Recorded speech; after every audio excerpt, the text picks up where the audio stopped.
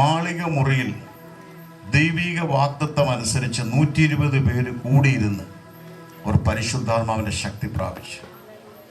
അത് പിതാവിന്റെ വാഗ്ദത്തമായി. അവർ കാത്തിരുന്നു. പരിശുദ്ധാത്മാവ് നിങ്ങളുടെ മേൽ വരുമ്പോൾ ശക്തി ലഭിച്ചിട്ട് സാക്ഷികളാകുന്നവർ. അപ്പൊ അവർക്കൊന്നും മനസ്സിലായില്ല. കർത്താവ് അവരുടെ മുമ്പിൽ ഉയർത്തെഴുന്നേറ്റ് പോകുമ്പോൾ ആ ദൈവദൂതന്മാർ, നമുക്കറിയാം ഗലീല പുരുഷന്മാരെ, നിങ്ങൾ എന്തിനാണ് മുകളിലേക്ക് നിങ്ങൾ നോക്കി നിൽക്കുന്നത്? നിങ്ങളെ വിട്ട് ഉയർത്തെഴുന്നേറ്റ് സ്വർഗാരോഹണം ചെയ്ത കർത്താവ് അതുപോലെ തന്നെ വരുന്നത് നിങ്ങളുടെ കണ്ണിന് കാണും. അതാണ് നമ്മുടെ പ്രതീക്ഷ. ഹല്ലേലൂയ. അതാണ് നമ്മുടെ പ്രതീക്ഷ, നമ്മുടെ ഏറ്റവും വലിയ പ്രത്യാശ. അതുപോലെ നമ്മുടെ കർത്താവ് മടങ്ങി വരും. സംഭവങ്ങൾ അതാ വിളിച്ചു പറയുന്നത്. അപ്പൊ ഇവര് മാളിക മുറിയിൽ ഇരുന്നപ്പോൾ എല്ലാവരും പരിശുദ്ധാത്മാവ് നിറഞ്ഞ അന്യഭാഷകളിൽ സംസാരിച്ച് പെട്ടെന്ന് അവർ പറഞ്ഞു, ഇവര് പുതുവീഞ്ഞ് കുടിച്ചിരിക്കുന്നവർ. ദൈവത്തെ മാറ്റപ്പെടുത്തുക. യോവേൽ പ്രവചനത്തിൽ എഴുതിയിട്ടുണ്ട്, അന്ത്യകാലത്ത് സകല ജഡത്തിന്റെ മേലും എന്റെ ആത്മാവിനെ പകരും. നിങ്ങളുടെ പുത്രന്മാരും പുത്രിമാരും പ്രവചിക്കും. നിങ്ങളുടെ വൃദ്ധന്മാർ സ്വപ്നങ്ങൾ കാണും. നിങ്ങളുടെ ദാസന്മാരുടെ മേലും ദാസിമാരുടെ മേൽ പോലും ഞാൻ അന്ന് ആളുകൾ എന്റെ ആത്മാവിനെ പകരും. ദൈവത്തെ മാറ്റപ്പെടുത്തിക്കാട്ടെ. അപ്പൊ അത് സംഭവിക്കും. പക്ഷെ കർത്താവിന്റെ വലുതും പ്രസിദ്ധമായ നാൾ വരും മുമ്പേ സൂര്യൻ ഇരുളായും ചന്ദ്രൻ രക്തനിറമായി മാറും. കർത്താവിനെ മാറ്റപ്പെടുത്തിക്കാട്ടെ. അപ്പൊ അതുകൊണ്ട് പറയണം, വലുതും പ്രസിദ്ധമായ നാള്, കർത്താവിന്റെ വലുതും പ്രസിദ്ധമായ നാൾ വരും മുമ്പേ ലോക കാര്യങ്ങൾ നമ്മളെ വിളിച്ച് പറയുന്നത്. ഈ സുവിശേഷം ഞങ്ങള് എല്ലാ മാസവും ദേശത്ത് പ്രത്യേകിച്ച് ഞങ്ങൾ ഇങ്ങനെ അറിയിക്കുന്നതിന്റെ ഒരു കാരണം, നമ്മുടെ നിയന്ത്രണങ്ങളിൽ നിന്നൊക്കെ കാര്യങ്ങൾ മാറിയിരിക്കുകയാണ്. വലിയ വിഷയങ്ങളിലും കൂടെ ലോകം പോവുകയാണ്. ലോകാവസാനം ഇല്ല എന്ന് പറഞ്ഞവർ ലോകം അവസാനിക്കുമെന്നും, ഈ ഗ്രഹം വന്ന്, ഈ സൂര്യൻ വന്ന് ഈ ഗ്രഹത്തെ വിഴുങ്ങുമെന്നും വല്ലാത്ത കാര്യങ്ങളിലേക്ക് പോവുകയാണ്. ഇവിടെ നമ്മുടെ കേരളത്തിലൊരു സ്ഥലത്ത് താമസിച്ചുകൊണ്ടിരുന്ന ഒരു ജർമ്മൻ പൗരൻ ഇവിടെ താമസിച്ചിട്ട് അദ്ദേഹം പറഞ്ഞു, ഞാൻ തിരിച്ചു വീട്ടിൽ പോകാം. കാരണം 5 വർഷമായിട്ട് ഈ കേരളത്തിൽ വന്ന മാറ്റങ്ങൾ, ചൂട്, കാലാവസ്ഥ വ്യതിയാനം ഇനി പറ്റത്തില്ല, എല്ലാം മാറിക്കൊണ്ടിരിക്കുകയാണ്. നമ്മൾ പ്രതീക്ഷിക്കാത്ത സമയത്തായിരുന്നു കോവിഡ്.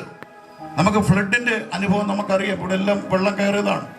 പക്ഷെ ഇന്ന് ദൈവം വിളിച്ചു പറഞ്ഞ, ഈ സുവിശേഷത്തിലൂടെ വിളിച്ചു പറയുന്നത്, യേശു ക്രിസ്തുവിന്റെ നാമത്തിലുള്ള രക്ഷ. എല്ലാവരും കാര്യങ്ങൾ ഉയർത്തി ദൈവത്തിന് നന്ദി പറഞ്ഞാട്ട്. ആ രക്ഷ നമ്മൾ സാധാരണ ചോദിക്കും, വിശ്വാസികൾ ചോദിക്കും, രക്ഷിക്കപ്പെട്ടോ എന്ന്. അപ്പൊ യേശുവിന്റെ നാമത്തിലുള്ള രക്ഷ എന്ന് പറഞ്ഞാൽ വരുവാനുള്ള കോപത്തിൽ നിന്ന് ഒഴിഞ്ഞു പോകുവാൻ. അവിടെ പൗലോസ് പറഞ്ഞു വലുതും പ്രസിദ്ധമായ നാൾ. പിന്നെ പറയുന്ന കർത്താവിന്റെ നാമം വിളിച്ചപേക്ഷിക്കുന്ന ഏവനും രക്ഷിക്കപ്പെടും. ദൈവത്തെ സ്തുതിച്ചാട്ടെ. അവിടെ യാതൊരു എക്സ്ക്യൂസും ഇല്ല. അവിടെ നമ്മുടെ മുടന്ത ന്യായങ്ങൾക്കൊന്നും അവിടെ നിന്നില്ല. കാരണം നീതിമാനായ ന്യായാധിപതിയായ ദൈവത്തിന്റെ മുമ്പിൽ നിന്നേ ഒക്കത്തുള്ളൂ. അതാ വചനം പറഞ്ഞ, എല്ലാ മുട്ടും അവന്റെ മുമ്പിൽ മടങ്ങും, എല്ലാ മുഴങ്കാലും അവന്റെ മുമ്പിൽ മടങ്ങും. അവനെ നസ്രാനെ യേശുവിനെ ദൈവം അഭിഷേകം ചെയ്തതും അവൻ നന്മ ചെയ്തു പിശാച് ബാധിച്ചവരെ സൗഖ്യമാക്കിക്കൊണ്ട് നടന്ന വർത്തമാനം. ഞങ്ങൾ അതിന് മഹിമ കണ്ട സാക്ഷികളാണ്. അവൻ ചെയ്യുന്ന അത്ഭുതം ഞങ്ങൾ കണ്ടതാണ്. ദൈവത്തെ മാറ്റപ്പെടുത്തുകയും പച്ചവെള്ളം രുചിയും ഗുണവും നിറവുമുള്ള വീഞ്ഞായി മാറുന്ന ഞങ്ങൾ കണ്ടതാണ്. ഞങ്ങളുടെ കണ്ണിന് മുമ്പിൽ മുടന്തൻ എഴുന്നേൽക്കുന്ന ഞങ്ങൾ കണ്ടതാണ്. മരിച്ചവൻ എഴുന്നേൽക്കുന്നത് ഞങ്ങൾ കണ്ടതാണ്. അവന്റെ നാമത്തിൽ അത്ഭുതങ്ങൾ നടക്കുന്ന ഞങ്ങൾ കണ്ടതാണ്. അതെ, അവനെ എന്ത് ചെയ്തു? തിരുവെഴുത്ത് പ്രകാരം, ദൈവത്തിന്റെ പദ്ധതി പ്രകാരം ആമേൻ അധർമ്മികളുടെ കയ്യിൽ ഏൽപ്പിക്കപ്പെട്ടു. ദൈവത്തെ മാറ്റപ്പെടുത്തുകയെ. എന്നാൽ ദൈവം 3-ാം നാൾ അവനെ ഉയർത്തെഴുന്നേൽപ്പിച്ചു. ദൈവത്തെ മാറ്റപ്പെടുത്തുകയെ. ഇന്ന് രാത്രിയിൽ എനിക്ക് വിളിച്ചു പറയാൻ കഴിയുന്നത്, അവന്റെ ഒഴിഞ്ഞ കല്ലറയാണ് നമ്മുടെ നീതി. ദൈവത്തെ സ്തുതിച്ച് ആമേൻ, ഹല്ലേലൂയ. യേശു നമ്മുടെ പാപങ്ങൾക്ക് വേണ്ടി മരിച്ചു. അതാണ് റോമർ 4:24. നമ്മുടെ അതിക്രമ നിമിത്തം മരണത്തിന് ഏൽപ്പിച്ചു, നമ്മെ നീതീകരിക്കാൻ ദൈവം അവനെ ഉയർപ്പിച്ചു. ഇന്നും കർത്താവ് കല്ലറയിലാണെങ്കിൽ നമ്മൾ ഇന്നും പാപത്തിന്റെ കീഴിലാണ്. എന്നാൽ യേശു ഉയർത്തെഴുന്നേറ്റു. എനിക്ക് യേശുവിനെ അറിയാമെന്ന് പറയുന്നവരല്ല. യേശുവിന്റെ ശുശ്രൂഷ സമയങ്ങളിൽ അവനെ തിക്കി തെറുക്കുന്ന ഒരു കൂട്ടം ഉണ്ടായിരുന്നു. അപ്പം തിന്നാൻ വരുന്ന ഒരു കൂട്ടം ഉണ്ടായിരുന്നു. വിടുതലിന് വരുന്ന ഒരു കൂട്ടമുണ്ടായിരുന്നു. എന്നാൽ മലമേൽ അവന്റെ കൂടെ കയറുന്ന ഒരു കൂട്ടമുണ്ടായിരുന്നു. നന്ദിയോട് സ്തുതിക്കുന്നു. ഇന്ന് രാത്രി എനിക്കിത് മാത്രമേ പറയാനുള്ളൂ. ആർക്കും രക്ഷിക്കാൻ കഴിയാത്ത മലാക്കി പറയുന്നു, ചൂള കത്തുന്ന പോലെ ഒരു ദിവസം വരാൻ പോവും. കരങ്ങൾ ഉയർത്തി ദൈവത്തെ സ്തോത്രം ചെയ്തോട്ടെ. പക്ഷെ പ്രാർത്ഥിക്കുന്ന ദൈവമക്കൾ സുരക്ഷിതരായിരിക്കും. അതാണ് 91 സങ്കീർത്തനം പറഞ്ഞത്, അത്യുന്നതിന്റെ മറവിലും സർവശക്തന്റെ നിഴലിൻ കീഴിലും പാർക്കുന്നവൻ ആ സുരക്ഷിതമായ സ്ഥലം യേശു ഒരുക്കിയിട്ടുണ്ട്.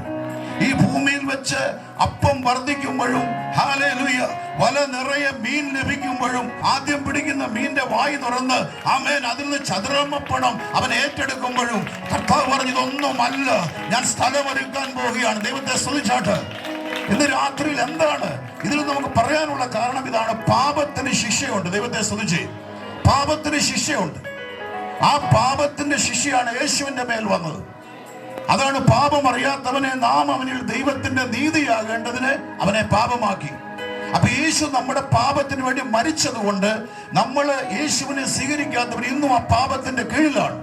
യേശുവിനെ സ്വീകരിക്കുമ്പോൾ ആ പാപം മാറുകയാണ്. അതാണ് യേശു പറഞ്ഞ, ക്രൂശിൽ എല്ലാം നിവൃത്തിയായി. ദൈവത്തെ സ്തുതിച്ചാട്ട്. ഞങ്ങൾ എപ്പോഴും പറയുന്ന ഒരു കാര്യമുണ്ട്, ഒരു സോപ്പ് കമ്പനി ഒരാൾ നടത്തുമ്പോൾ ആ വ്യക്തിയുടെ ശരീരം ക്ലീൻ ആകണമെന്നില്ല. ദൈവത്തെ സ്തുതിച്ചാട്ട്. പക്ഷെ താൻ അത് ഉപയോഗിക്കുമ്പോഴാണ്.